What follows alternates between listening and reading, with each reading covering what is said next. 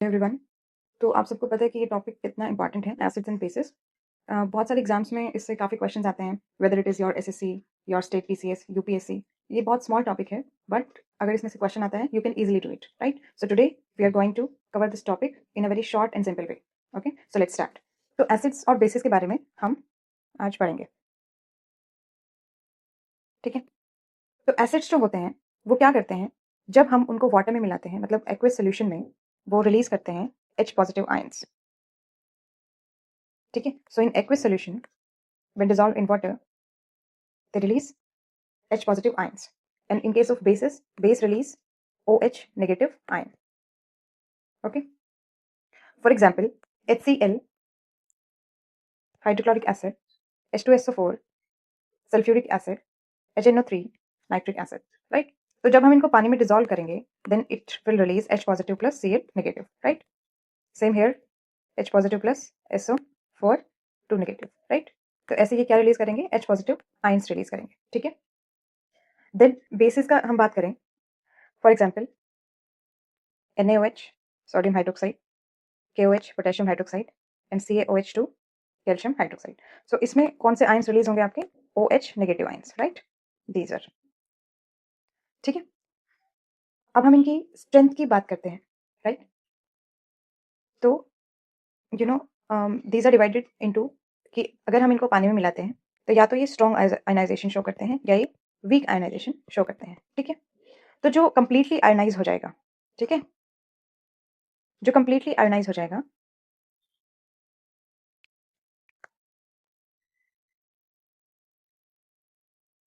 उसको हम क्या बोलेंगे, स्ट्रॉन्ग एसिड या स्ट्रॉन्ग बेस, ठीक है? और जो पार्शियली आयनाइज होगा, ठीक है, उसको क्या बोलेंगे हम, वीक एसिड और वीक बेस, ठीक है? फॉर एग्जाम्पल, जैसे कंप्लीटली आयनाइज हो जाते हैं आपके HCl, HNO3, so it is, these are strong acids, ठीक है?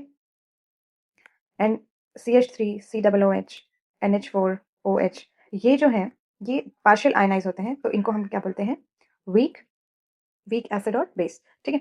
जैसे दिस इज एसिटिक एसिड, ठीक है? तो acetic acid is a weak acid, ठीक है? This is ammonium hydroxide, so it is weak base, ठीक है? कई बार एग्जाम्पल पूछ लिया जाता है वीक एसिड और वीक बेसिस का, एंड स्ट्रॉन्ग एसिड और स्ट्रॉन्ग बेसिस का, तो मैं आपको कुछ एग्जाम्पल्स बता देती हूँ जो जनरली पूछे जाते हैं। So these are the examples, strong acids like your hydrochloric acid, hydrobromic acid, hydroiodic acid, nitric acid and sulphuric acid, ठीक है? स्ट्रॉन्ग बेसिस की अगर हम बात करें तो lithium hydroxide, sodium hydroxide, potassium hydroxide, calcium hydroxide, strontium hydroxide and barium hydroxide, ठीक है?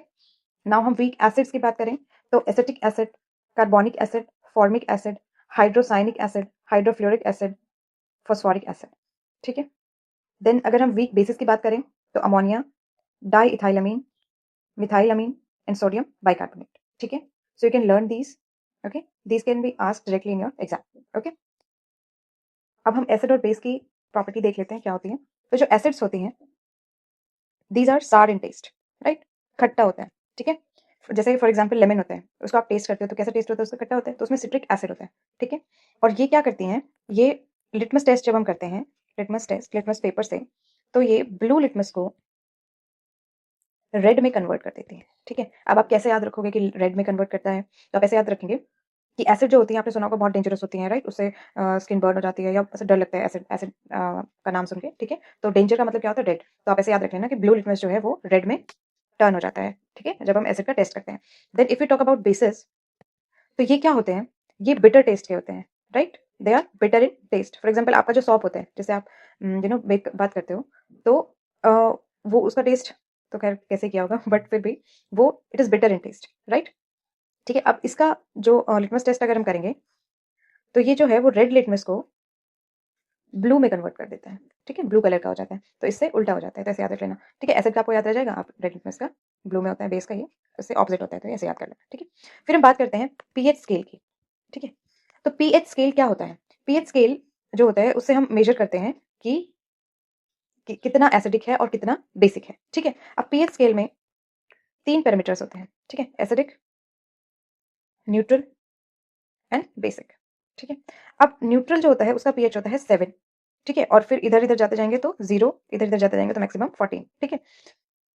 तो यहाँ से जो स्टार्ट होता है 1 से 2, 3, 4, 5, 6, 7, ठीक है?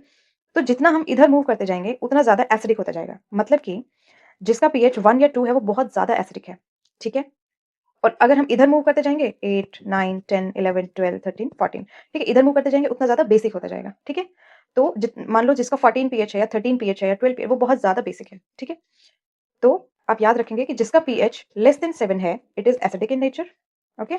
और जिसका पीएच मोर देन 7 है, it is basic in nature, ठीक है? अब न्यूट्रलाइज़ेशन क्या होता है?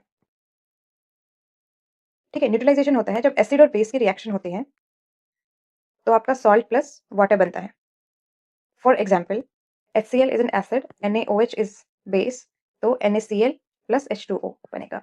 हाइड्रोक्लोरिक एसिड और सोडियम हाइड्रोक्साइड का जब हम रिएक्शन कराएंगे तो सोडियम क्लोराइड बनेगा, विच इज सॉल्ट, और वाटर रिलीज होगा, ठीक है? तो इट इज न्यूट्रलाइजेशन रिएक्शन, ठीक है? So that's it.